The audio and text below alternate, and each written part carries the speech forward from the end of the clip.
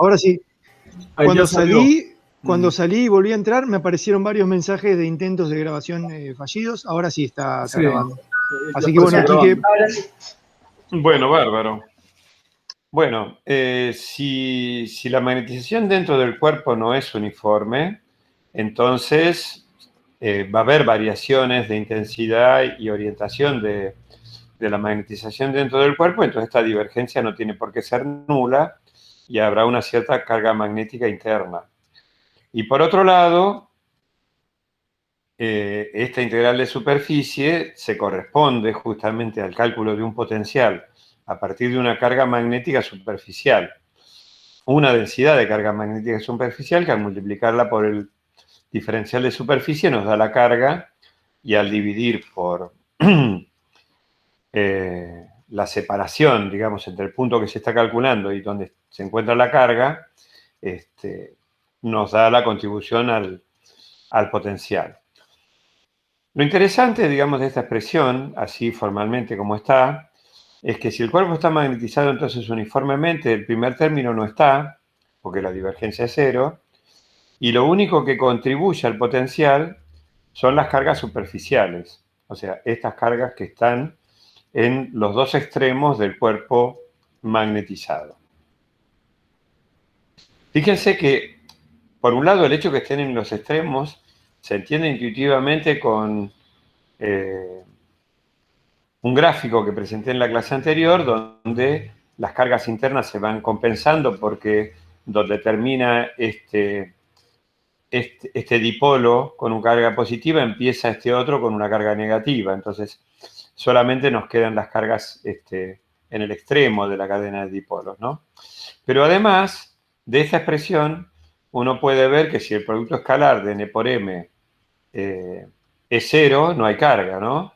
Y eso ocurre cuando el vector normal a la superficie del cuerpo, n, es perpendicular a m.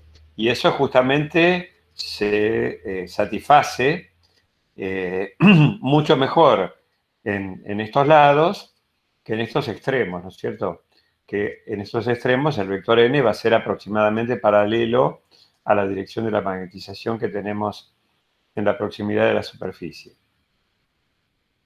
Entonces, ¿qué pasa? Que si lo que me queda es solamente la contribución superficial, pasemos, por ejemplo, a esta expresión, donde ya no tenemos la contribución de volumen. Si las cargas están, digamos, si el mismo cuerpo está magnetizado en esta dirección o en esta dirección, uno de los efectos es que acá las cargas magnéticas superficiales están más cerca entre sí y que por lo tanto este denominador que tengo acá va a ser en general, tomado globalmente para todo el cuerpo, menor que en este otro caso. Es decir, cualquier punto que yo tome del cuerpo, en realidad sobre la superficie, de la superficie, respecto de la otra superficie, va a ser menor que en esta otra situación. Por lo tanto, U va a ser mayor en este caso y también me va a conducir, en general, a un campo mayor.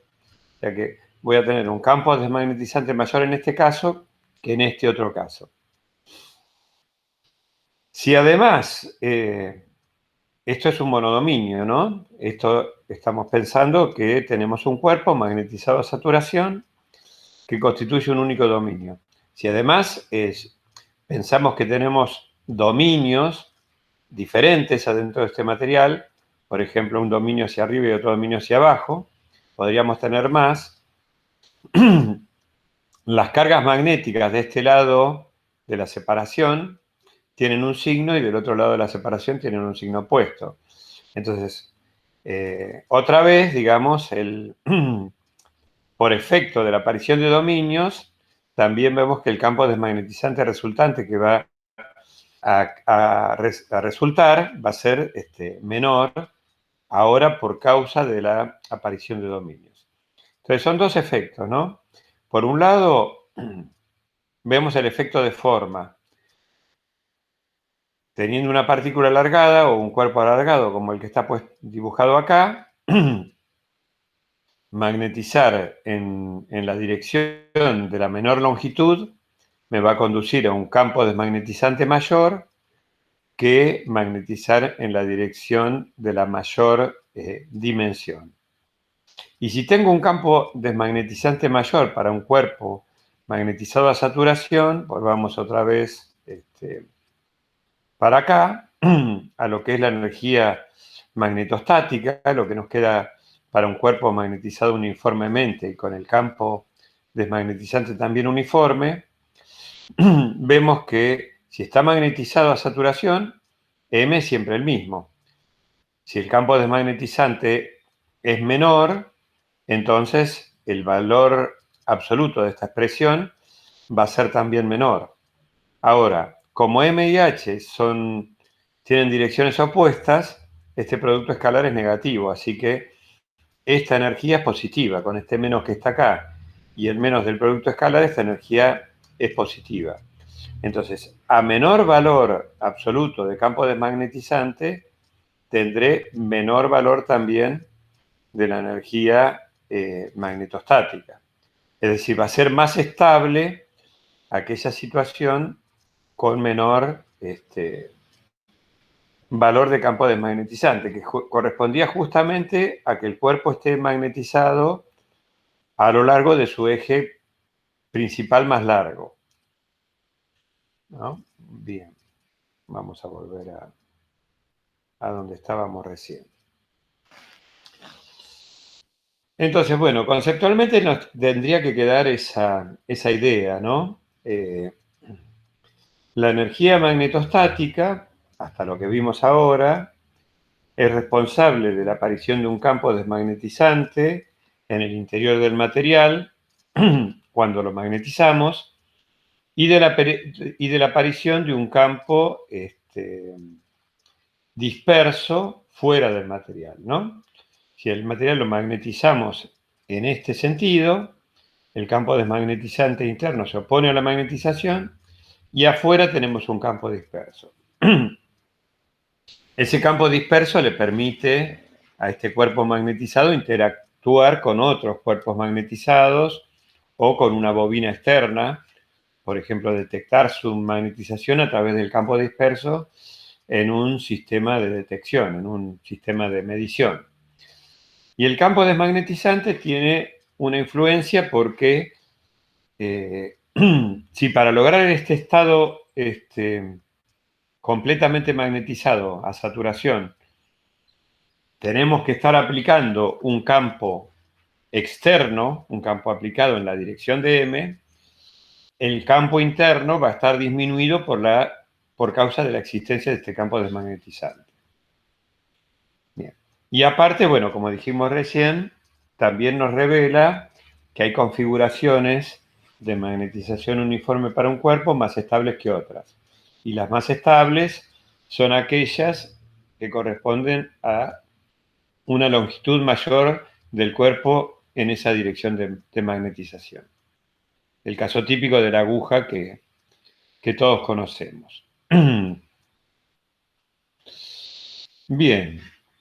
Ahora, otra forma, digamos, sabemos que si efectivamente para la misma magnetización de saturación el campo desmagnetizante es menor, por ejemplo, porque magnetizamos en la dirección en que el cuerpo es más largo, la energía magnetostática va a ser menor.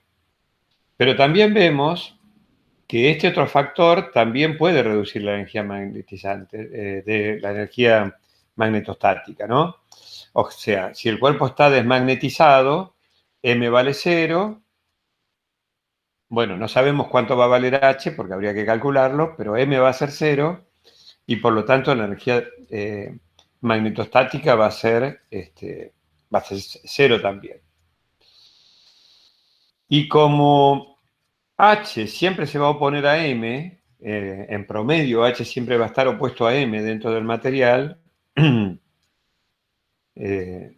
quizás no exactamente, porque enseguida vamos a ver que H podría no ser exactamente un vector con dirección opuesta a M, pero la tendencia general va a ser a oponerse.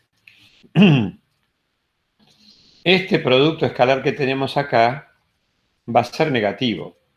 Entonces, la energía magnetostática va a ser siempre positiva o a lo sumo cero cuando M valga 0 o H valga 0. ¿Sí? Entonces, la energía magnetostática varía entre 0 y un valor máximo que voy a tener cuando M y H sean antiparalelos y tomen sus valores máximos. Si uno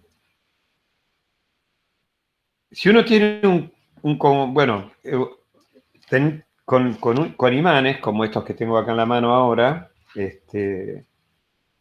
se podría interpretar un poco, porque cada uno de estos imanes es aproximadamente un cuerpo uniformemente magnetizado. O por lo menos la intención del que fabrica el imán es que sea eso, ¿no? Lo somete a saturación con un campo externo muy grande y cuando retira el campo va a quedar con la magnetización remanente. Pero los imanes se fabrican con materiales que se llaman ferromagnetos duros, que tienen una gran resistencia a perder su magnetización una vez que se retira el campo. Entonces, la magnetización remanente en estos materiales suele ser próxima a la magnetización de saturación y podemos suponer que el estado de magnetización interno de un imán se aproxima al de un cuerpo uniformemente magnetizado. Cuando uno tiene varios imanes, como estos que tengo acá, todos sabemos que se van a ir pegando, ¿no es cierto?, polo sur, norte, sur, norte, sur, norte. Y el efecto que tenemos es el de tener un solo imán. Ahora es como si tuviéramos un solo imán más largo. Y entonces, al tener un único imán más largo, los únicos polos van a estar de vuelta en los extremos, ¿no? Un polo sur acá y un polo norte acá. ¿Y por qué este estado es un estado estable, un estado de baja energía para el imán? Porque los polos, el efecto que logramos fue separar los polos. Entonces, la energía magnetostática de este sistema se reduce porque los polos están más separados entre sí y el campo desmagnetizante interno es menor entonces. Recuerden que el campo desmagnetizante es menor cuanto más lejos están los polos. En una aguja en particular el campo desmagnetizante puede ser prácticamente nulo si la aguja es muy larga y está magnetizada en la dirección longitudinal. Pero también hay otra configuración estable de estos imanes que voy a tratar de armar ahora con las manos, si es que no se me rompe nada. Voy a hacer de a dos, porque si no se me complica. Acá tengo dos, los voy a poner por acá. Tengo que tener cuidado de no aproximarlos al disco duro de la computadora, ¿no? Entonces acá tengo estos dos y estos dos. Vamos a tratar de ponerlos. Y ahora pongo esto. Esta otra configuración también es una configuración estable. Y esta configuración, a diferencia de la otra, es una configuración bastante desmagnetizada, porque para lograr esto, lo que tengo que conseguir es que acá tengo un polo sur y acá tengo uno norte, acá tengo uno sur y uno norte, y así vayan alternando, ¿no? Como está en la figura esta de la transparencia que está acá. O sea, es un estado que se parece bastante al estado de un material desmagnetizado con dominios. En este caso, logré disminuir, en el primero, disminuir la energía magnetostática separando los polos magnéticos y acá desmagnetizando el material. Es decir, logrando un estado en donde ya no podría decir a ciencia cierta dónde tengo un polo norte o un polo sur, ¿no es cierto? Bien. Ahora bien, estábamos haciendo la hipótesis de que el material lo magnetizábamos a saturación uniformemente. En realidad es muy difícil lograr ese estado. En la mayoría de los casos se necesitan campos enormes para aproximarse a un material con una magnetización uniforme, realmente uniforme dentro del material. Pero se puede demostrar que cuerpos con forma de elipsoide, con esta forma, sí se magnetizan siempre uniformemente. O sea, pueden tener dominios, pero cuando aplico un campo suficientemente grande, tengo una magnetización de saturación uniforme. E incluso, digamos, si no estás magnetizado a saturación, sino que adentro tengo dominios microscópicos, en los que abundan más dominios con una orientación que otra, dependiendo del campo que esté aplicando externamente. Si tomo volúmenes relativamente grandes en comparación con el tamaño de los dominios, que son micrométricos, o sea, si tomo, por ejemplo, volúmenes milimétricos, no es una mala aproximación considerar que dentro de de ese volumen la magnetización es uniforme, aunque en el fondo no lo sea. Y desde ese punto de vista, entonces, en un elipsoide con dominios microscópicos, la magnetización local, en volúmenes relativamente grandes comparados con la micra, se puede también considerar como una magnitud uniforme. Esta es una propiedad que tiene que ver justamente con las condiciones de contorno que se le imponen al campo y a la magnetización en la superficie de un material, que es una superficie de discontinuidad, ¿no? Pasamos de tener un material a no tener ese material y de hecho a tener momentos magnéticos o dipolos magnéticos a no tenerlos en el exterior, ¿no? Bien. En estos elipsoides, además, una magnetización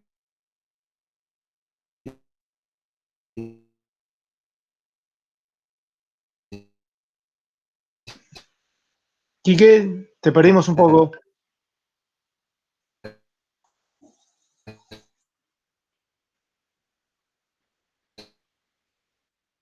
¿Ustedes chicos siguen ahí? Sí, no, pensé que era yo el que estaba confuso. Sí, también Pasó lo mismo. pasó lo mismo. Bien, no, que Quique parece que lo hemos perdido. Se le cayó el imán arriba de la compu. ¿Me escuchan? Ahora sí, Quique, te fuiste un cachito.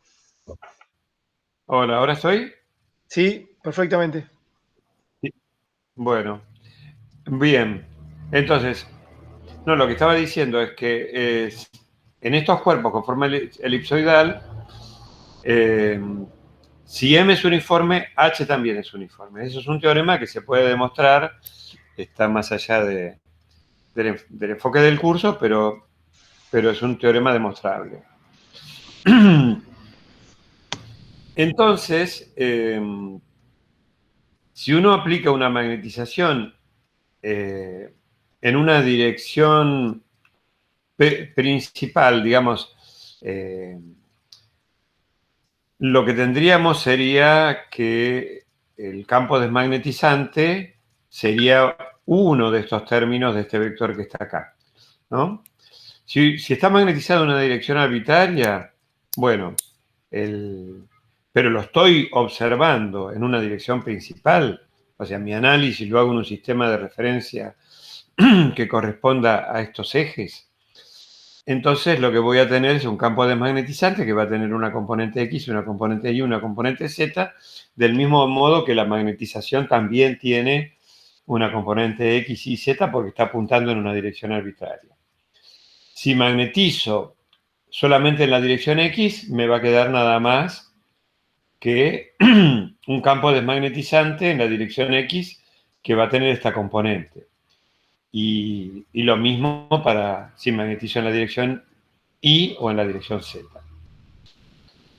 Si el cuerpo es una esfera, estos tres factores desmagnetizantes, que son los componentes de la traza del tensor, valen los tres un tercio. Entonces, para una esfera, independientemente de en qué dirección haya magnetizado, el campo desmagnetizante siempre va a valer menos el valor de la magnetización sobre 3. O sea, va a ser un vector opuesto a la magnetización y de magnitud un tercio al de la magnetización. Como la energía magnetostática en un cuerpo uniformemente magnetizado y con un campo desmagnetizante uniforme tiene esta expresión, entonces, teniendo en cuenta que el campo H es el campo desmagnetizante y tiene esta expresión, este producto escalar me va a dar nxx por mx más nii por mi y así siguiendo, se me va a quedar la suma de las componentes principales del tensor desmagnetizante por las componentes de la magnetización al cuadrado. Acá tendría que decir mi al cuadrado. Disculpen que no está. M sub i al cuadrado tendría que decir acá. Ah, bien. Sí, tendría que decir y tendría que estar la suma, además. ¿Sí? Si el cuerpo fuera una esfera, bueno, entonces la expresión se simplifica y para una esfera no importa en qué dirección estemos magnetizando, por supuesto. Ahora bien, como decíamos hace un rato, si el cuerpo está magnetizado en una dirección arbitraria que no coincide con ninguno de estos tres ejes principales, entonces voy a tener componentes mx, mi, mz, pero las componentes del campo desmagnetizante HI, HX, HI y HZ van a ser proporcionales a las componentes de la magnetización, pero con diferentes factores, que son los factores desmagnetizantes en las tres direcciones. Entonces los dos vectores no van a ser estrictamente antiparalelos, ¿no? Si esto fuera un factor común, si nxx, nii y nzz valieran lo mismo, sí lo podría sacar afuera del vector y me quedaría un factor multiplicando el vector magnetización con un signo menos y serían antiparalelos. Pero como estos tres factores en general son diferentes, para un elipsoide, nos queda que si bien el campo desmagnetizante, el producto escalar va a ser siempre negativo,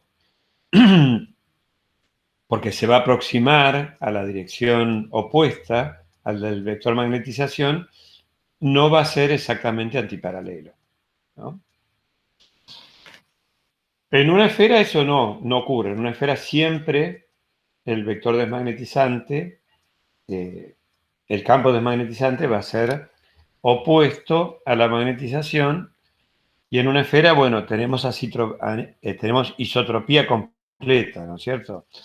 No hay anisotropía de origen magnetostático, magnetizar en cualquier dirección es lo mismo, y en ese caso la energía de origen desmagnetizante se puede escribir de esta manera. Entonces, cuanto más magnetizada esté la esfera, mayor va a ser esta energía y más inestable va a ser entonces esa configuración. Entonces, el estado de mayor energía es el estado con magnetización de saturación, ¿no es cierto? Este factor, mu0 por ms al cuadrado, es un factor ubicuo, digamos, aparece siempre que hablemos de energías desmagnetizantes, y ya vamos a ver que se le da un nombre particular, o sea, se le asocia una cantidad magnetostática para tener en cuenta al comparar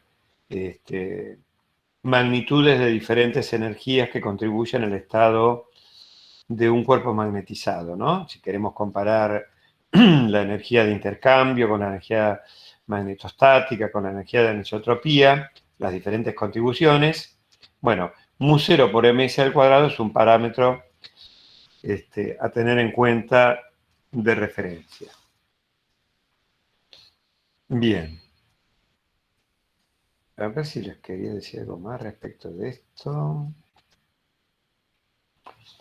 Bien. Bueno, nada, recién decía que el estado magnetizado es un estado inestable desde el punto de vista magnetostático, y esa es la causa de que los imanes a lo largo del tiempo se desmagneticen, ¿no?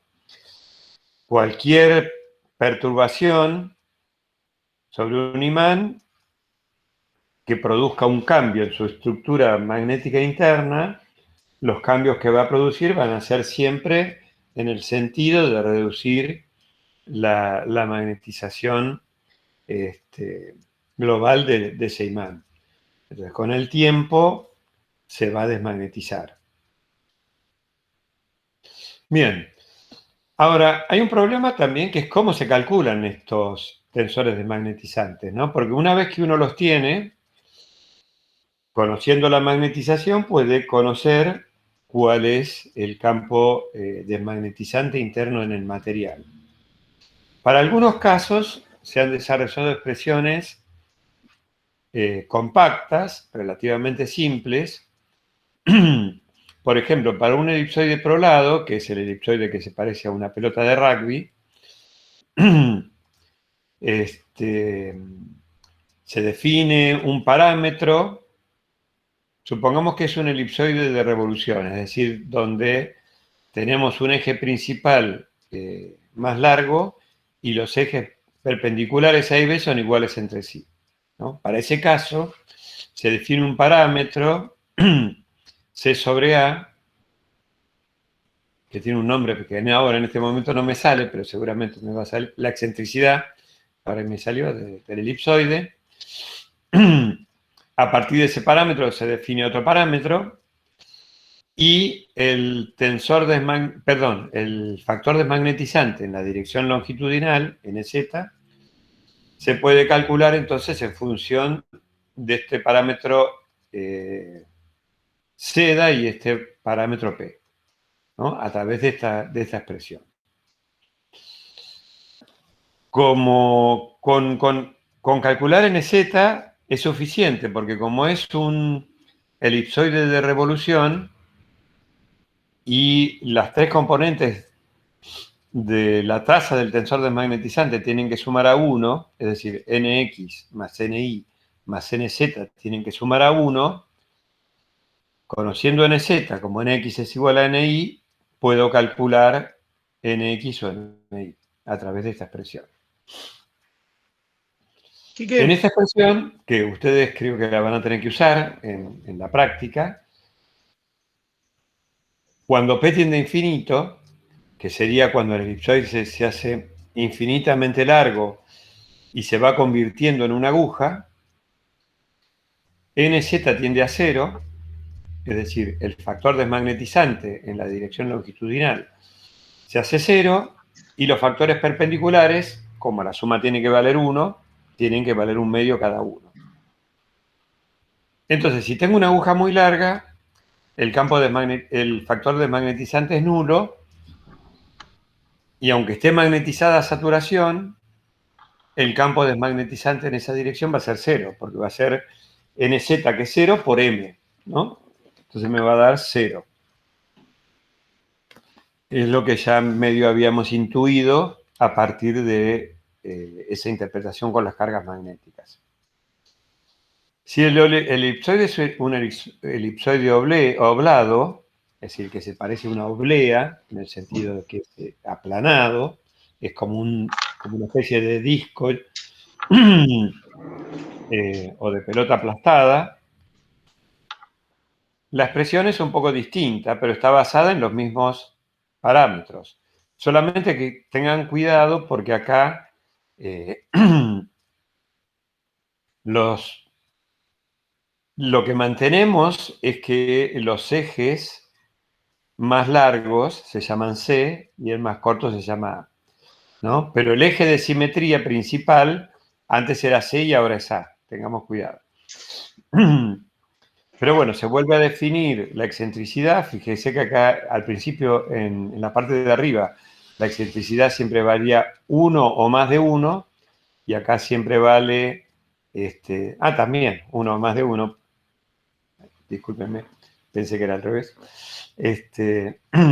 Y la expresión es una expresión un poco diferente que en lugar de involucrar un logaritmo, involucra una función seno. El factor que aparece dividiendo la raíz, Quique, no es el mismo que arriba, ¿no? Es como un P como deformado. ¿Este factor? El que está dividiendo la raíz en la Acá. definición de Perdón, seda. no. Eso no. Es el mismo, sí, es el Ah, mismo P. ta. Sí, no, lo que pasa es que esto está escrito con editor de fórmulas y seguramente acá sin querer me salía fuera del editor de fórmulas y no sé qué fuente estaría en ese momento que pareció esta P rara. Pero es la misma P, es exactamente igual a este que está acá. Ah, ok, gracias. Quique, Sí, Mauricio quería hacerte una pregunta. dale.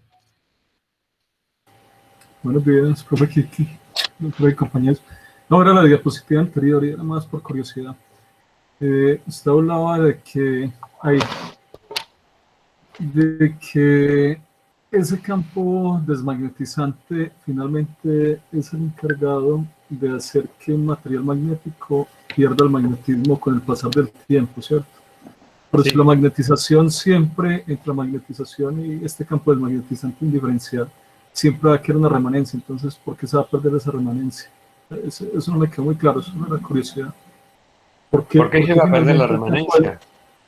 sí, porque el campo desmagnetizante Porque va a vencer sobre la magnetización. pensarlo si querés desde el punto de vista energético, ¿no?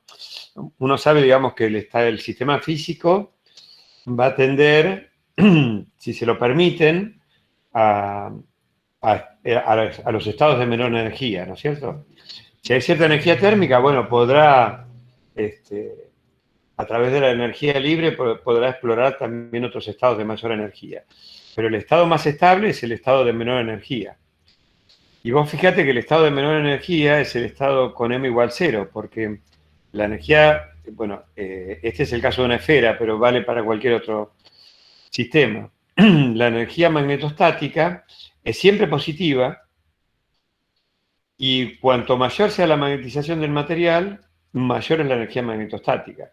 El estado de menor energía, entonces, es el estado con m igual 0. Así que esa remanencia efectivamente se va a perder. Pero si no, podrías pensar como que si yo tengo una magnetización neta en una parte del material, un cierto volumen del material, que es representativa de la magnetización remanente del material, todo el resto del material sobre ese volumen de referencia que estoy considerando está ejerciendo un campo opuesto a esa magnetización. Por lo tanto, está tendiendo a desmagnetizar y a que se pierda esa magnetización remanente, ¿no? En un caso lo vemos como un problema de causa y efecto, ¿no?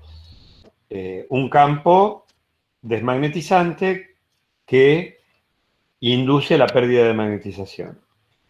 Y la otra sería la visión energética, ¿no? El sistema va a tender siempre a su estado de menor energía y ese va a ser el estado desmagnetizado. No Sí, sé. bueno, perfecto, profe. Sí, no, perfecto. Ya lo entendí. Mil gracias. Muchas gracias. Bien.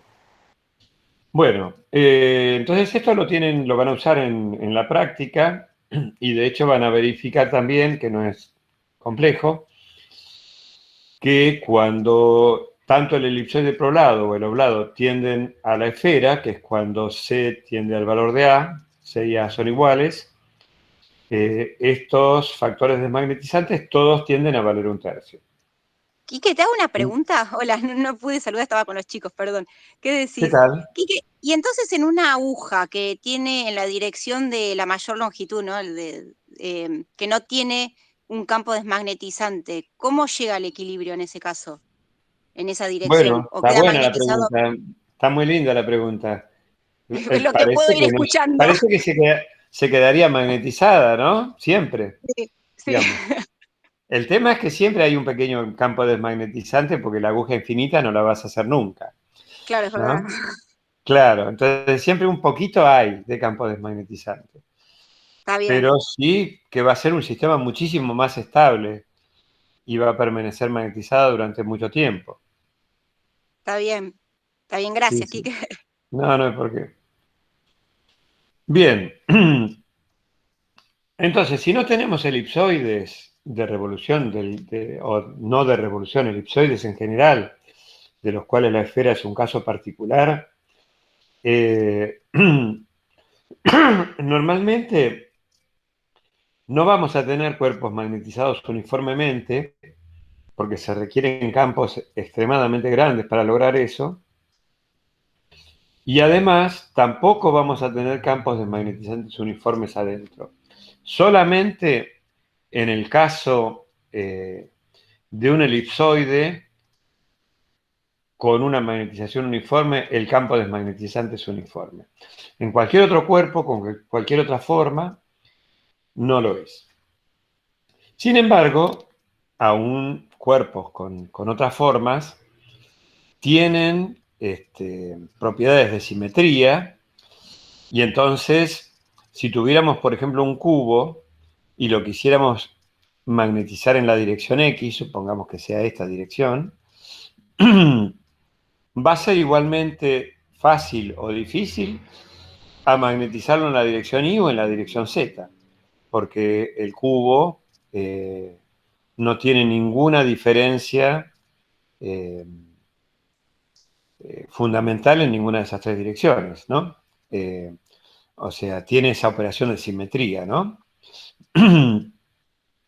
Que la dirección X y Z son equivalentes entre sí. Y las propiedades en esas direcciones también son equivalentes entre sí. Por lo tanto, si vamos a definir un tensor magnetizante que represente al cubo, y como cualquier tensor de magnetizante, su traza tiene que valer 1, las componentes de ese tensor de magnetizante promedio que representa al cubo tienen que valer 1/3. Digo promedio porque recuerden que el campo desmagnetizante interno no va a ser uniforme y por lo tanto, para definir este factor desmagnetizante, lo que tengo que hacer es hacer el cociente entre el campo desmagnetizante promedio y la magnetización promedio, ¿no? Entonces, voy a poder caracterizar al cubo en promedio con estos factores desmagnetizantes. Pero también un octaedro o un tetraedro tienen esas propiedades de simetría. Entonces, lo que vale para el cubo también vale para el tetraedro o el octaedro. Lo que significa esto es que si yo al cubo, bueno, una operación de simetría del cubo sería si yo lo giro 90 grados alrededor de un eje que pase por el centro de sus caras, lo que obtengo es invariante con lo que tenía al principio. O sea, no puedo diferenciar la imagen final de la imagen inicial. Y lo mismo pasa con estos cuerpos. Si tengo un prisma hexagonal, un prisma tetragonal o un cilindro alargado, es decir, con esta dimensión mayor a las dimensiones perpendiculares, entonces lo que voy a esperar es que el factor desmagnetizante en la dirección longitudinal sea menor que en las direcciones perpendiculares. Y dependiendo, bueno, en el caso tetragonal está muy claro que si defino como eje X el eje perpendicular a esta cara y como eje Y el eje perpendicular a esta cara, entonces el factor desmagnetizante en X e Y van a ser los mismos, y como los tres tienen que sumar a 1 y el de la dirección Z va a ser el menor, X e Y tendrán que ser iguales entre sí y mayores al Z. En el caso del hexágono, hay que tener un poco de cuidado porque si tomo como dirección X la dirección perpendicular a esta cara, la dirección Y va a ser una dirección que pasa por esta arista, ¿no? Entonces, X e Y no serían estrictamente iguales a menos que busque una forma de definirlas de tal manera que sean equivalentes entre sí.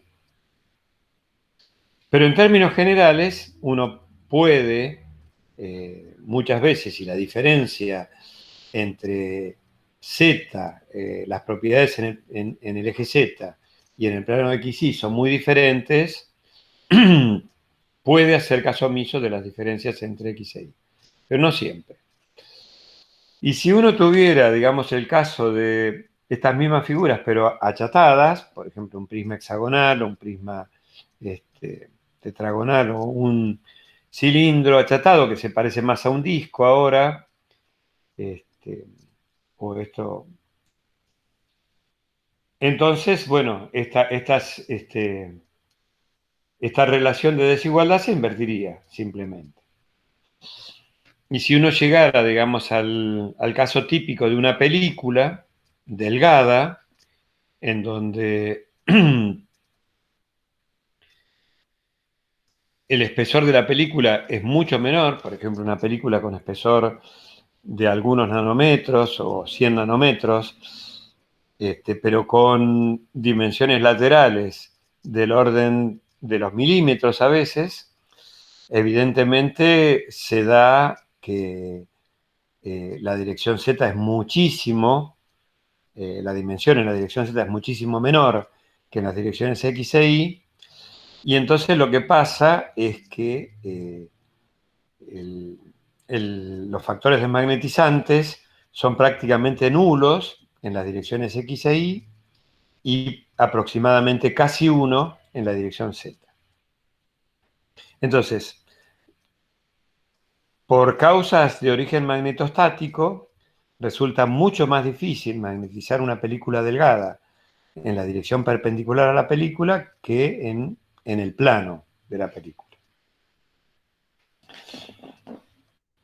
Bien, ahora, como estábamos hablando justamente de que los únicos cuerpos que tienen un campo desmagnetizante uniforme cuando se los magnetiza de manera uniforme son los elipsoides, le voy a pedir a Pedro que nos cuente unas cuentas que hizo él sobre la magnetización de un cubo, ¿no?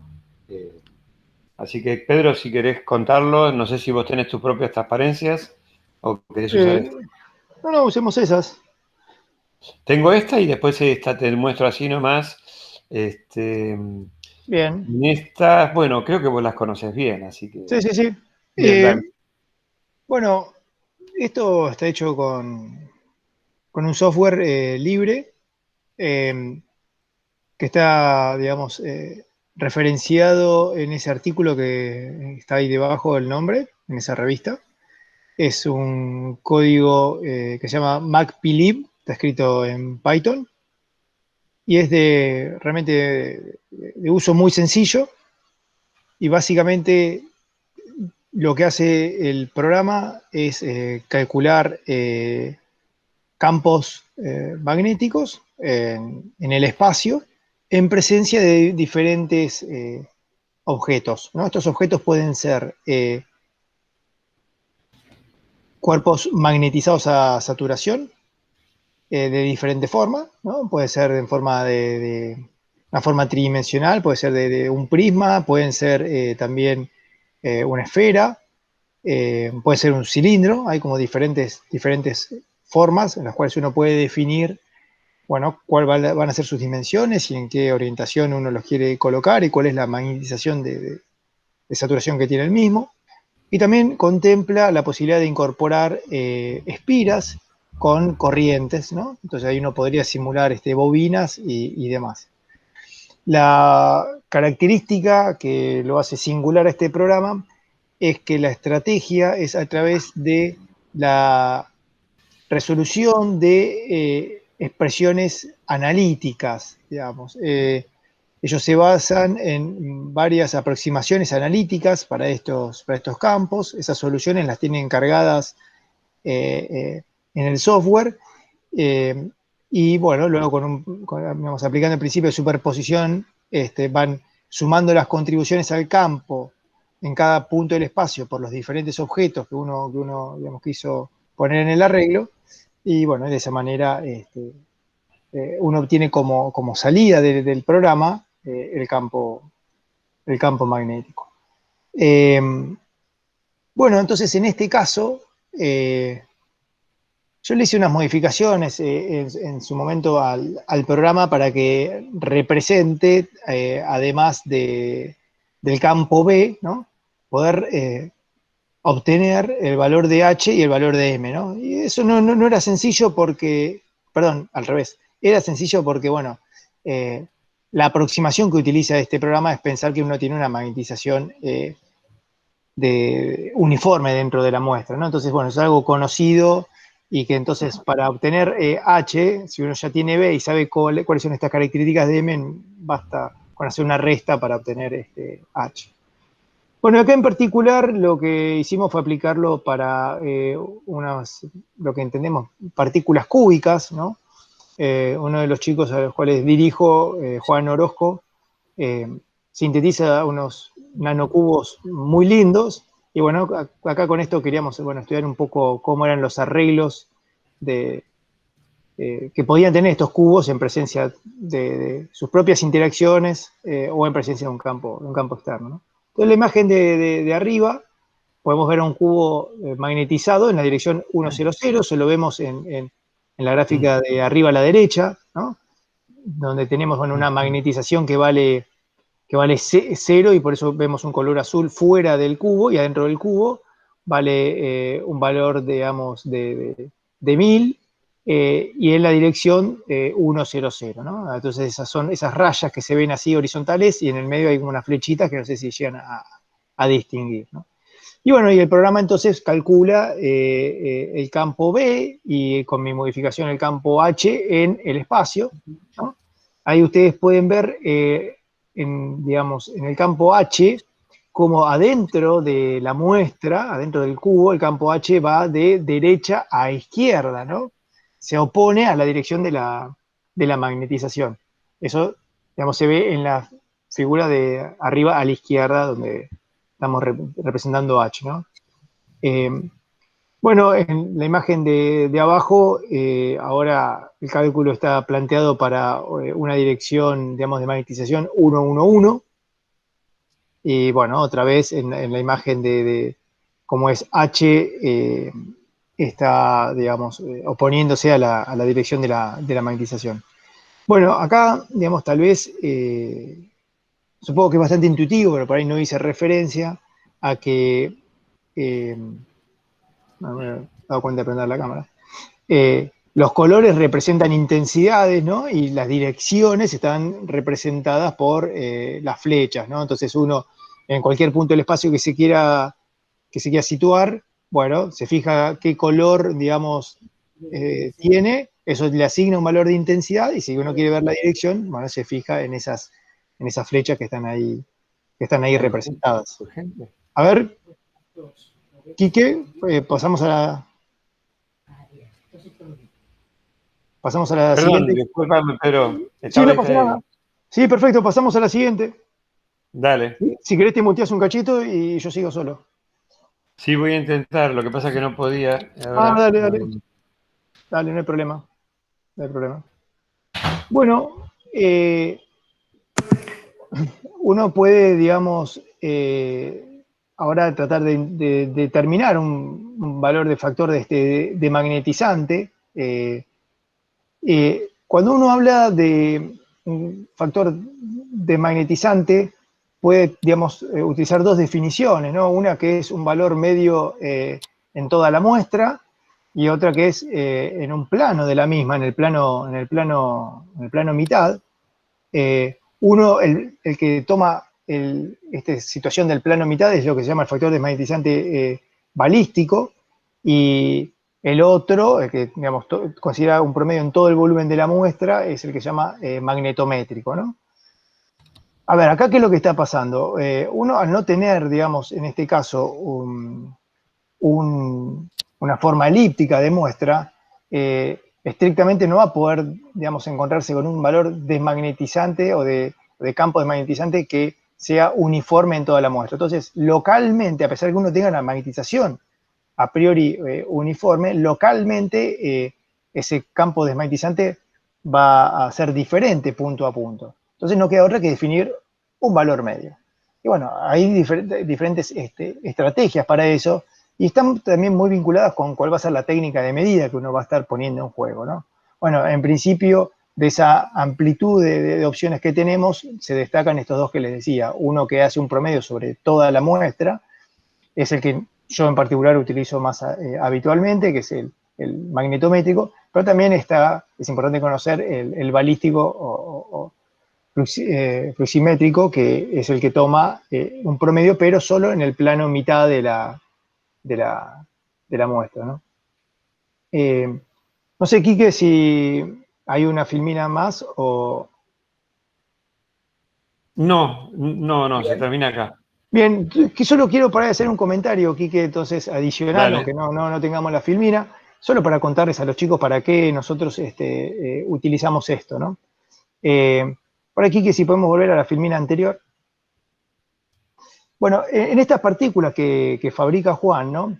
Tiene una anisotropía magnetocristalina cúbica, y que nosotros hemos hecho algunas cuentas, y esa energía magnetocristalina es dominante frente a otras interacciones, como podría ser la dipolar, ¿no?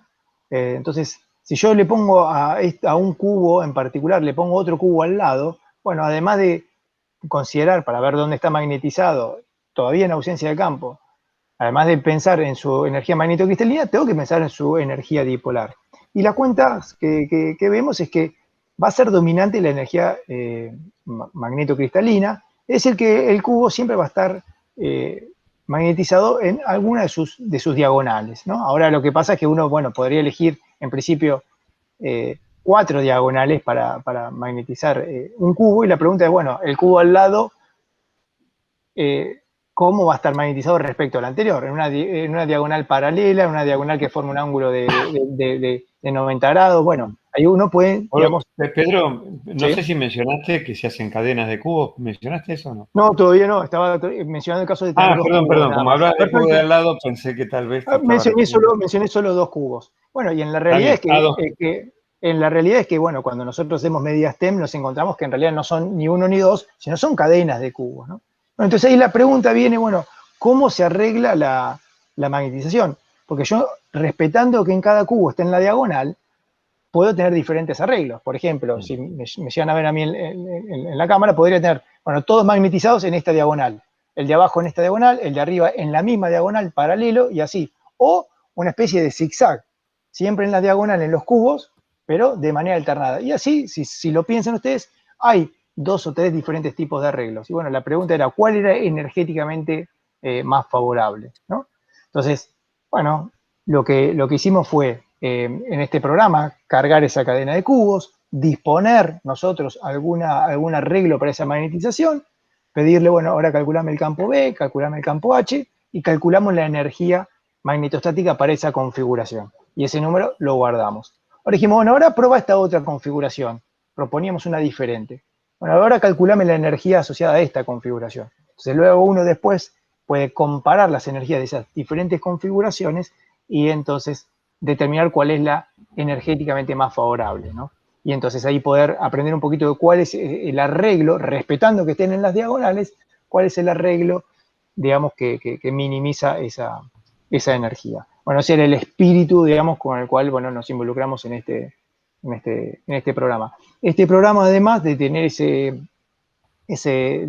paper, ¿no? Donde uno tiene ejemplos y demás, tiene un sitio web donde está todo muy claro, muy prolijo, muy ordenada la documentación, y cualquier persona que no tenga mucha experiencia en programación rápidamente puede, con un día de práctica, puede descargarse el programa y aprender a cargar diferentes configuraciones, y bueno, además es gratuito y es muy rápido, ¿no? Porque hay otros programas que por ahí lo resuelven con cálculos de elementos finitos, con cálculos numéricos. Acá el programa tiene cargadas, digamos, expresiones analíticas que lo vuelven muy liviano y muy versátil en ese sentido y con un buen desempeño. Bueno, es todo, Quique. Perfecto, gracias, Pedro. Bueno, voy a mencionar también un paper muy conocido de Amikam Aharoni, que es el autor de uno de los libros que tenemos de referencia en el curso también, donde dice cómo calcular factores desmagnetizantes para prismas ferromagnéticos rectangulares. Ese programa, bueno, se puede implementar, para hacer los cálculos, y digamos, la muestra tiene que tener la forma de un prisma. Acá hay un ejemplo de cálculo. Estos con estas Ds son los factores desmagnetizantes. A veces se utiliza alternativamente la letra D en lugar de la letra N para designar los factores desmagnetizantes. Y acá están, digamos, para un esferoide, que sería en esta columna, que sería un elipsoide, o para el prisma, ¿no? Calculados para las mismas relaciones de excentricidad. También hay que tener en cuenta algo que yo no mencioné, pero es que la traza del del tensor desmagnetizante vale 1 en el sistema internacional, pero en el sistema CGS vale 4pi. Eso ténganlo en cuenta. Nosotros en el curso nos manejamos en el sistema internacional, que es lo que además recomienda la IUPAP que se use, el sistema internacional, pero se van a encontrar con un montón de papers que usan el sistema CGS, a pesar de las recomendaciones de la IUPAP actualmente, ¿no?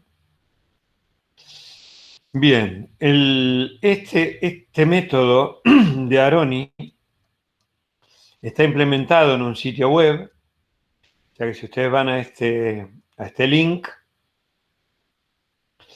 a esta URL, les va a aparecer una página como esta, en donde ustedes dando los valores relativos de A, B y C, porque lo único que importa son los valores relativos, basta que A valga igual a B igual a C para que los factores desmagnetizantes sean 1/3, ya sea que sea 1 milímetro, 1 metro o 1 kilómetro, ¿no? Da lo mismo. Y entonces uno ingresando en estas tres ventanitas, los valores relativos de A, B y C, lo que devuelve la página es el factor desmagnetizante en el sistema internacional y en la dirección Z, o sea, en este caso en la dirección mayor, y por eso es que este factor desmagnetizante es mucho menor a 1. ¿Sí? Si uno quiere conocer cuánto vale el factor desmagnetizante en la dirección A, donde A vale 1, lo que tiene que hacer es reordenar acá los valores ingresados. Por ejemplo, poner 391 y le va a dar como siempre devuelve el factor desmagnetizante en la dirección Z o C. Si uno pone el 1 acá, va a obtener el factor desmagnetizante acá. Si uno además pone JS, que es una forma de expresar la magnetización de saturación del material, JS es mu0 por ms. Se llama polarización, a veces también lo llaman magnetización. A J, en este caso sería la polarización o la magnetización de saturación, pero no es ms, sino que es ms por mu0. Por ejemplo, si ese valor vale del orden de un Tesla, nos devuelve además la densidad de energía magnetostática almacenada en el cuerpo, en términos de kilojoule por metro cúbico. ¿Sí? Así que bueno, está disponible y se puede utilizar muy fácilmente. No encontré nunca una página que permita así calcular tan fácilmente los factores desmagnetizantes para muestras con forma cilíndrica, lo cual no está mal, porque muchas veces uno, digamos, cuando va a medir una muestra, le da una forma, ¿no? Para ponerla en el magnetómetro. Puede ser tratando de que sea una esferita, un cilindrito, o un prismita, dependiendo de cómo sea el material del que dispone. Entonces, por ahora, lo que yo recomiendo es acudir a este paper, donde, digamos, van a encontrar tablas de factores desmagnetizantes para cilindros en función de la relación de aspecto del cilindro, ¿no? Si el cilindro es más chato o más largo, lo van a poder encontrar ahí. Y bueno, también lo tenemos que usar, vamos a tener que usar tanto esto como esto en la práctica que tienen que resolver. Bien. ¿Hay alguna situación, digamos, en que el campo desmagnetizante sea nulo y por lo tanto uno no necesite acudir a un factor desmagnetizante? Bueno, sí, cuando la muestra se le da una forma especial, por ejemplo, la forma de un toro, un anillo, o una forma que se aproxime a esta forma de toroide. En ese caso, fíjense que no hay extremos de la muestra magnetizada. Bueno, vamos a ir mejor bien al detalle, ¿no? ¿Cómo puedo magnetizar una muestra con esta forma en la dirección que está indicada por esta flecha roja? No va a ser exponiéndola a un campo externo generada por un electroimán. Pero lo puedo hacer de la siguiente manera. Si arrollo una bobina, por ejemplo la bobina azul, alrededor de la muestra y aplico una corriente, entonces esa corriente va a producir un campo en la dirección a lo largo del toro y va a magnetizar la muestra en esta dirección también. La peculiaridad es que acá no hay extremos donde termine abruptamente la magnetización de la muestra, como era, por ejemplo, en el caso este que mostraba Pedro, ¿no? Acá está magnetizado uniformemente, pero acá tengo un extremo donde las líneas de M se terminan y acá un extremo donde las líneas de M empiezan. O sea que tengo una fuente y un sumidero de M en estos dos extremos del cubo. En este caso no es así, las líneas de M van a ser continuas alrededor. Entonces no tengo polos y al no tener polos no tengo campo desmagnetizante dentro de la muestra. Y además, el campo desmagnetizante, el campo, digamos, generado por esta magnetización, está, bueno, como ya dije, cero, pero tampoco hay campo externo. O sea que tampoco hay campo disperso fuera de la muestra. Eso hace que tampoco la podamos medir en un magnetómetro, ¿no? Si la magnetizamos así y la ponemos frente a las bobinas de un magnetómetro, las bobinas entonces no van a detectar ningún campo disperso. Pero podemos medir la corriente inducida en un segundo bobinado, que generalmente se llama el secundario, al bobinado a través del cual magnetizamos la muestra es el primario, y el bobinado que usamos para censar el estado de magnetización de la muestra sería el bobinado secundario, por ejemplo, esta bobina naranja que está puesta acá. Entonces, como lo que voy a determinar es vía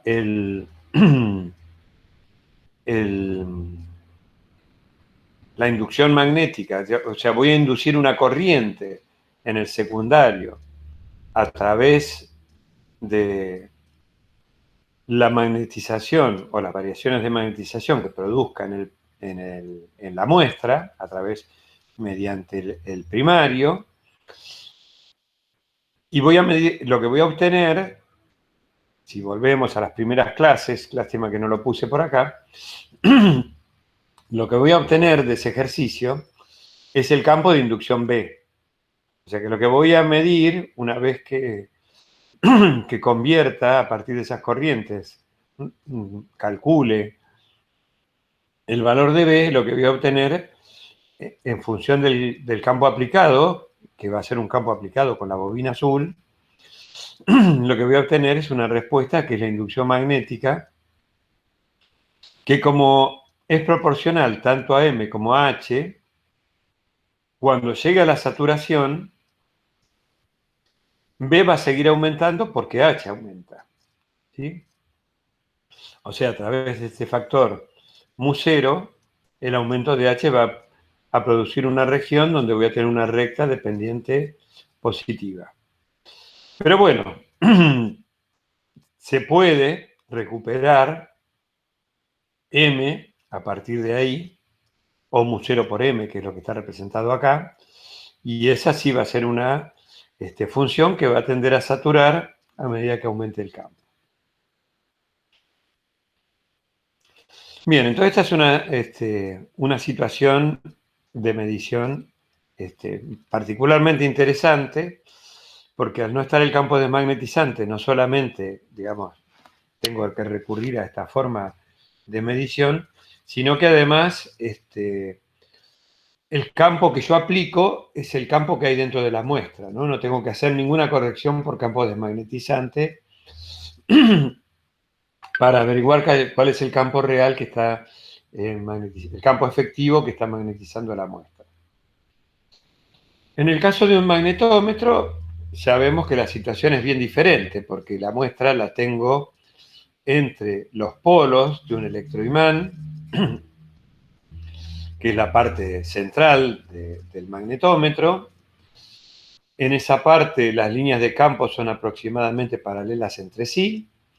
Entonces tengo un campo muy uniforme en la zona de la muestra.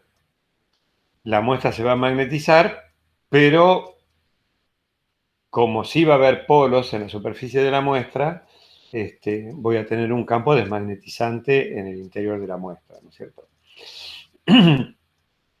Entonces, si yo mido en estas condiciones, tengo que tener en cuenta, bueno, que estoy produciendo una cierta magnetización en la muestra, que esa magnetización lo estoy midiendo a través del campo disperso que genera esta muestra magnetizada en la posición de estas bobinas captoras naranjas que están dibujadas acá, que en el interior de la muestra hay, bueno, y eso ya sería el campo disperso, dijimos, ¿no?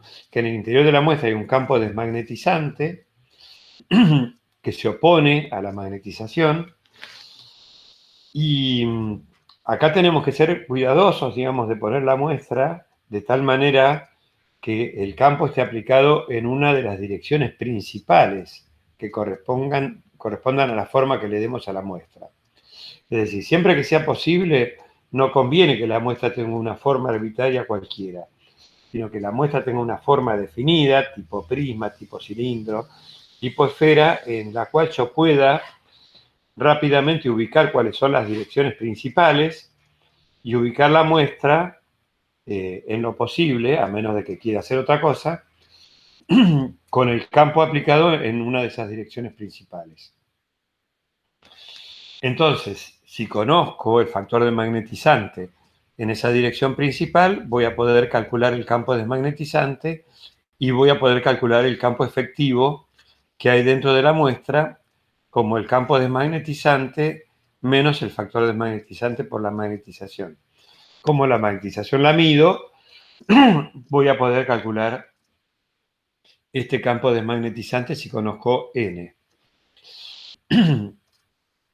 Ahora bien, supongamos que estamos en la región del ciclo de bajos campos, que es donde la magnetización M,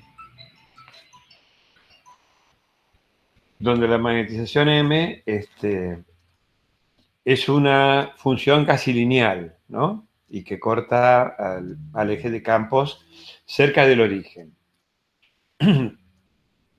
yo podría intentar calcular la susceptibilidad dividiendo M por H. O, si no pasa por el origen, dividiendo un incremento de M respecto de un incremento de H. ¿Sí? Entonces, pero esa susceptibilidad que voy a calcular respecto del campo aplicado, en general va a diferir, va a ser una susceptibilidad aparente que va a diferir de la susceptibilidad intrínseca del material. ¿Cómo lo vemos eso?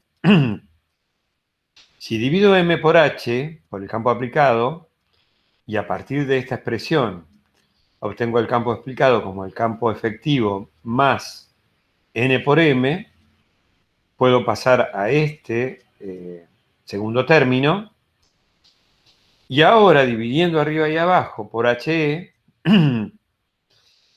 me va a quedar expresado de esta manera, ¿no es cierto? Pero la relación entre M y el campo verdadero que hay dentro de la muestra es la susceptibilidad intrínseca del material, que podemos llamar G para el caso. Entonces me queda que la susceptibilidad aparente que estoy midiendo es la susceptibilidad verdadera, pero dividida por este denominador, que es 1 más el factor desmagnetizante por G. Entonces van a diferir, ¿no? Esta susceptibilidad que estoy midiendo no es la intrínseca del material, pero puedo recuperar la intrínseca del material invirtiendo esta relación. Así que lo puedo hacer. Esto tiene una consecuencia también que limita a mi sistema de medición cuando estoy midiendo en una dirección difícil desde el punto de vista magnetostático. Medir en una dirección difícil significa medir en una dirección donde el factor desmagnetizante es grande, ¿no? Y fíjense que si el factor desmagnetizante, es grande, sí, bien lo digo. Entonces, si mido en una dirección en que el factor desmagnetizante es despreciable, bueno, por ejemplo, una aguja, la mido en la dirección de la aguja, entonces prácticamente, como n va a ser 0, kappa va a ser igual a G. Y todo bien. Ahora puede haber otro problema. Puedo estar midiendo un material donde la susceptibilidad intrínseca sea muy grande. ¿Esto qué es? Un material donde aplicando un pequeño campo produzco un cambio muy grande en la magnetización. Por ejemplo, eso es lo que se llama un material magnéticamente muy blando, un ferromagneto muy blando, ¿no? Por ejemplo, una aleación de hierro-níquel podría ser, que se llama permaloy, o podría ser un amorfo magnético basado en hierro, silicio, boro. Esos materiales, con un pequeño campo, se puede inclusive llegar a saturar el material con campos del orden de un Ørsted, que sería casi un poco más de un centésimo de amper sobre metro. Perdón, un poco menos de 100 amperes sobre metro.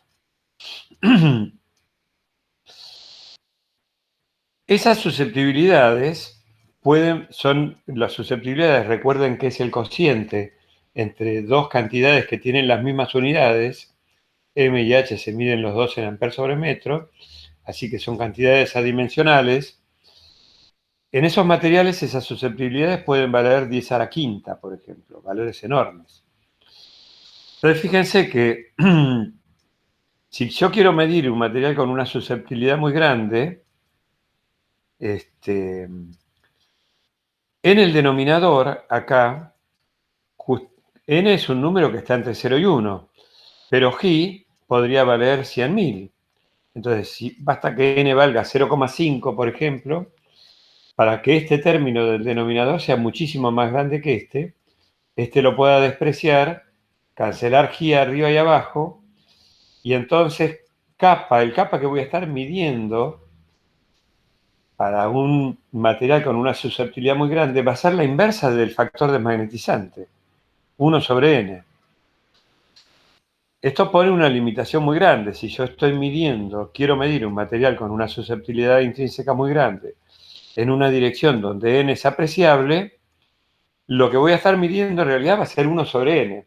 Está bueno para medir experimentalmente la inversa del factor desmagnetizante, pero muy malo para medir la susceptibilidad.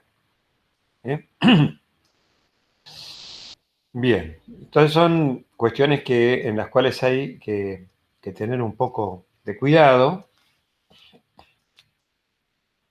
Por ejemplo, pero si no estamos en esa situación límite, lo que sí nos podemos plantear es, a partir de una medida en la que registramos M en función del campo aplicado, recuperar M en función del campo real dentro del material, que es el campo efectivo.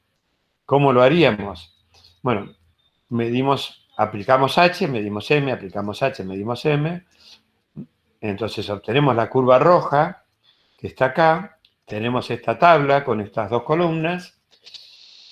Y ahora, yendo a la literatura o yendo a alguno de estos programas que me permite calcular N para la configuración experimental que yo elegí, calculo una tercera columna que sea el campo efectivo. El campo aplicado menos N por M.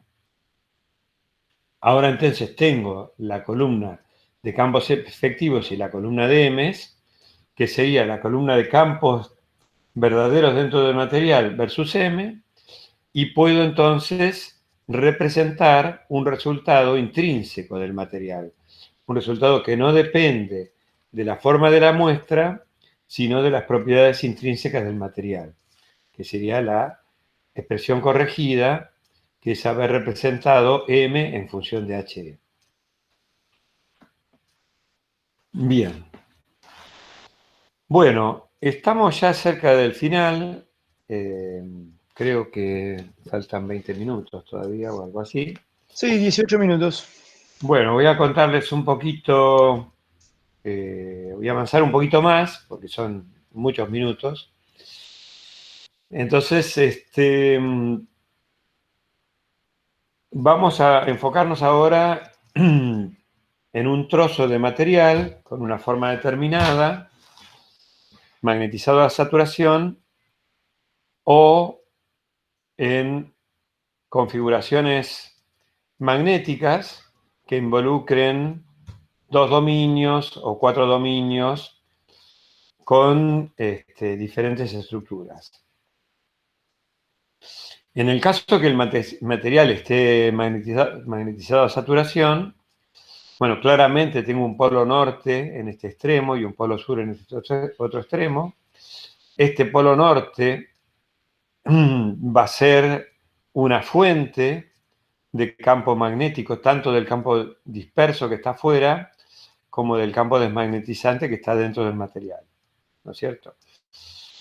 Como bien nos mostró Pedro, si esto no es un elipsoide, entonces el campo magnético interno no va a ser uniforme, a pesar de que la magnetización lo sea, sino que va a variar punto a punto, tanto en dirección como en magnitud. En el caso que tenga dos dominios, se formen dos dominios, entonces, por un lado reduzco la carga magnética que hay en estos extremos, es decir, la carga magnética global es 0, aunque localmente pueda ser de un signo o de otro. Y el campo disperso, en lugar de recorrer todo este camino para llegar de una carga negativa a una carga norte, a una carga sur, tiene ahora estos otros caminos más cortos. Entonces las consecuencias que tengo son dos. Por un lado, el campo desmagnetizante se reduce, porque tengo una carga neta menor acá que acá. Y por otro lado, la geometría del campo disperso también disminuye y empieza a estar más confinado ese campo disperso. Más confinado en estas regiones próximas a los extremos del material, ¿no? Si dividiera esto en más dominios, fíjense que ahora todavía estos caminos serían menores, la magnetización neta del material promediada sobre todo el material sería 0, igual que acá. El campo interno también se reduciría porque esta carga magnética en promedio también va decreciendo en los extremos de este prisma. Y finalmente, si tuviéramos una estructura de dominios un poco distinta, por ejemplo, tuviéramos estos dominios que se llaman dominios de cierre, podríamos llegar a una situación en que el campo disperso desaparezca completamente, ¿no? O sea, tenemos un circuito cerrado para la magnetización acá adentro y el campo disperso también desaparecería y tendría así campo desmagnetizante en el interior de este material, pero no campo disperso. O sea que este campo, una muestra magnetizada de esta manera, con esta estructura de dominios, sería muy difícil de detectar externamente con una bobina. Ahora bien, ¿qué son estas regiones que separan a los dominios? Porque estamos viendo, digamos, esta secuencia que vamos llevando sería la secuencia que seguiría aproximadamente un material convertido en un imán y que paulatinamente se va desmagnetizando en función del tiempo y que, como vimos antes, conduce de una energía magnetostática positiva y grande a una energía magnetostática positiva también, pero cada vez menor, y que tiende a 0 a medida que el material se descompone en más y más dominios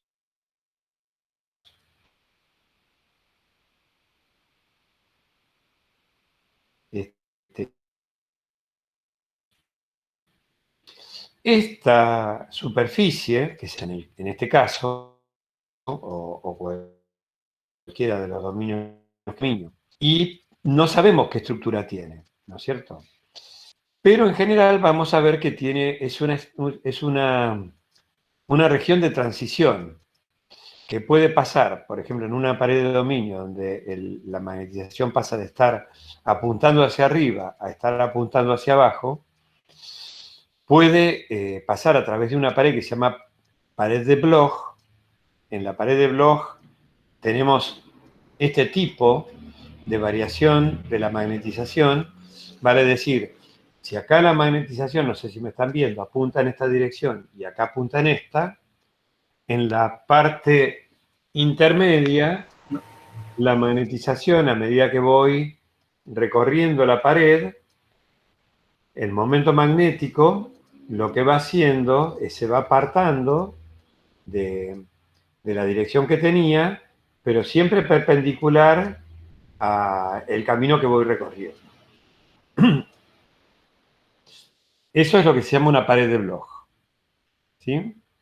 Se puede dar, esa pared de Bloch se da en general, en la mayoría de los casos, porque este dominio tiene un tamaño micrométrico, que significa que el volumen de este dominio generalmente está determinado por regiones lineales que tienen el tamaño de un micrón. Y el espesor de esta pared en realidad tiene tamaños bastante menores al micrón en general. Entonces, ¿qué pasa? ¿Cuál sería la otra alternativa en la cual el vector momento magnético podría invertirse gradualmente hasta llegar al otro extremo? Y sería una situación en la cual, en lugar de invertirse así, se invirtiera así, ¿no? Ahora, en este primer caso, si estos dominios son de tamaño micrométrico, el espesor de la pared es mucho menor que los tamaños laterales de la pared. Entonces, digamos, ¿qué va a pasar cuando yo voy de esta dirección a esta dirección? Y voy recorriendo el camino como está indicado así. Bueno, en esa pared voy a tener una magnetización neta en la dirección perpendicular, o sea, la dirección que apunta hacia mí. ¿Sí? Voy recorriendo así. Este puntito significa que la flecha está apuntando en mi dirección. Entonces tengo una magnetización neta apuntando hacia mí dentro de la pared. Aunque es variable, el valor neto está apuntando hacia mí. Como esa es una dirección principal de la pared y de las de mayor dimensión o longitud, desde el punto de vista magnetostático es una dirección fácil. Entonces esta configuración es una buena configuración. Si hubiera adoptado la configuración de Snell, acá al ir variando el momento magnético de esta dirección a esta otra dirección a través de la pared, lo que tendría sería un valor neto promedio en el interior de la pared de M perpendicular a la pared. Pero esa es una dirección corta. Entonces, desde el punto de vista magnetostático, esta pared se comporta como una película delgada, donde esta dimensión es la menor. Entonces es la que tiene también un efecto desmagnetizante mayor. Entonces no se va a producir en general. En general se va a producir la pared de Bloch y no la de Snell. Ahora, si esto que está acá representara una película delgada de verdad, con espesor de algunos nanómetros, pongámosle 3 nanómetros, entonces podría darse que el espesor de la pared fuera 20 nanómetros y el espesor de la película sea solamente 4 nanómetros. Entonces, en términos magnetostáticos, esta dirección es más fácil que esta. Y por lo tanto, se puede realizar una de estas paredes de Snell. Estas paredes de Snell, ¿dónde podemos esperar verlas? Podemos esperarlas ver como límites entre regiones magnetizadas uniformemente en una película muy delgada. Y estas paredes de Bloch podemos verlas como límites entre regiones magnetizadas uniformemente en un material macroscópico o en películas gruesas. Bien, yo creo que ahora sí podríamos parar acá.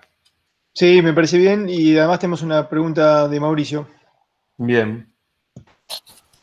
Profesor, entonces ahí estaríamos como para una conclusión. Podría ser que esto es una de las consecuencias de la energía magnetostática, ¿cierto? Porque como lo vimos ahora, sería más fácil para una película delgada que estar magnetizada sobre el plano, o sea, magnetizarse sobre el plano porque la energía magnetostática estaría sobre el eje de la Z, ¿cierto?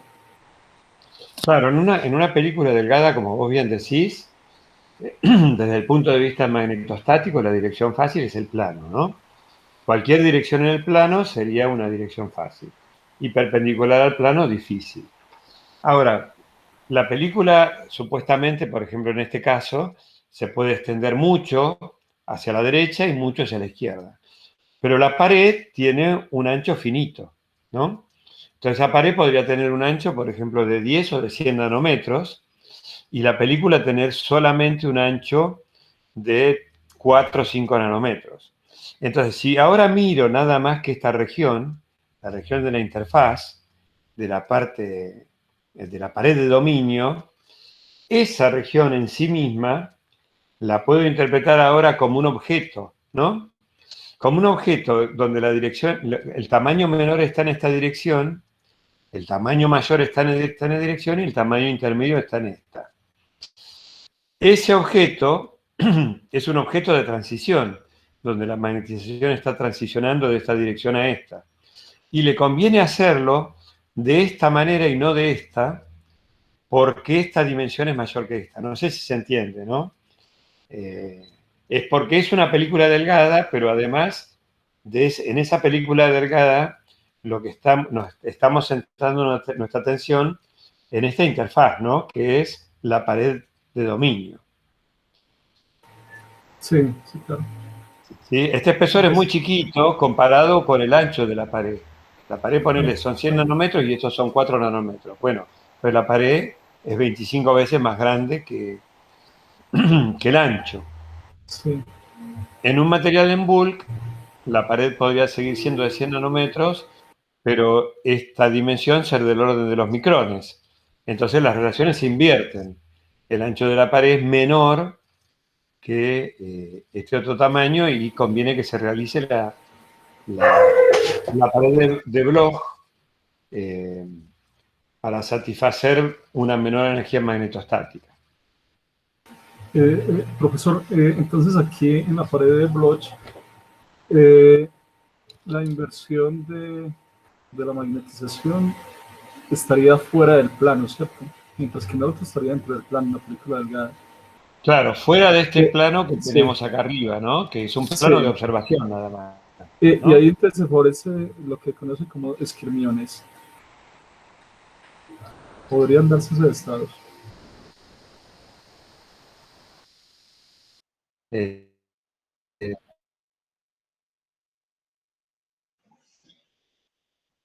Se cortó, Quique. Al otro, girando. Quique, ¿Sí? ¿Se me parece cortó? que sí, de tu respuesta no se escuchó nada. Tendrías que empezar de vuelta.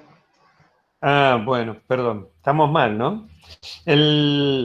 Sí, no, digo, este plano es un plano de observación, ¿no? Acá lo estamos viendo por ahí, sin estos planos superiores que son un plano de observación.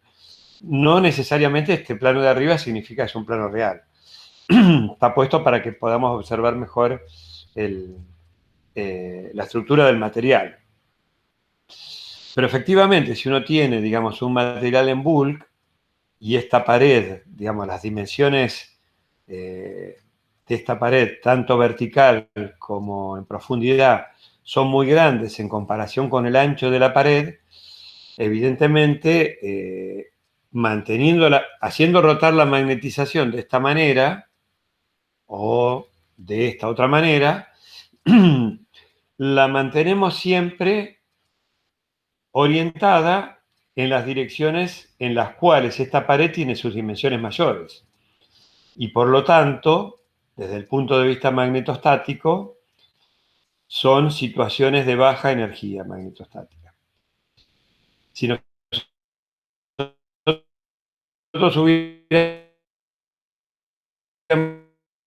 elegido transicionar a este otro, girando de esta manera, hubiéramos pasado por un estado en el cual el momento magnético está orientado en la dimensión de menor tamaño de esta pared de dominio. Y por lo tanto, entonces hubiera sido un estado de alta energía magnetostática. ¿Sí? Ahora, si todo esto representa una película delgada, y ahora sí, esta es una superficie real y la de abajo también es una superficie real, entonces se puede dar el caso en que la película tenga un espesor menor que el ancho de la pared, mucho menor que el ancho de la pared. Y en ese caso sí, la forma de transicionar de la pared de Snell es magnetostáticamente más favorable. Hay que jugar un poquitito, tendrían ustedes que probar un poquito a ver cómo les resulta, ¿no? Listo, profe, muchas gracias. Bien. ¿Alguna otra pregunta?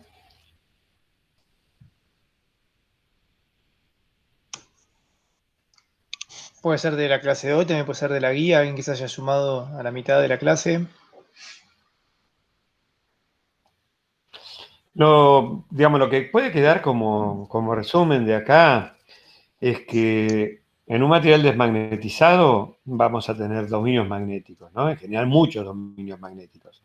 Dentro de cada dominio magnético, si es un material ferromagnético, los momentos, los dipolos magnéticos van a estar alineados unos con otros. Y cada par de dominios magnéticos va a estar separado del otro por una pared de dominio que va a tener cierto espesor, que va a ser una región de transición. O sea, donde el momento magnético va a ir variando gradualmente para pasar de la orientación de un dominio a la orientación que hay en el dominio vecino. Entonces, si lo pensamos un poco más, adentro de ese dominio, además de la pared de dominio, además nos vamos a estar alejando de las direcciones fáciles cristalográficas, porque como tiene que ir rotando el momento magnético para pasar de una orientación a la otra, se tiene que alejar de las orientaciones de baja anisotropía. ¿Sí? Y además pasa otra cosa, que dos momentos vecinos van a dejar de estados alineados exactamente en la configuración ferromagnética, porque va a haber un pequeño ángulo, un pequeño o un gran ángulo, eso va a depender del espesor de la pared, entre dos dipolos vecinos. ¿Sí? Entonces, es muy rico lo que pasa dentro de una pared de dominio.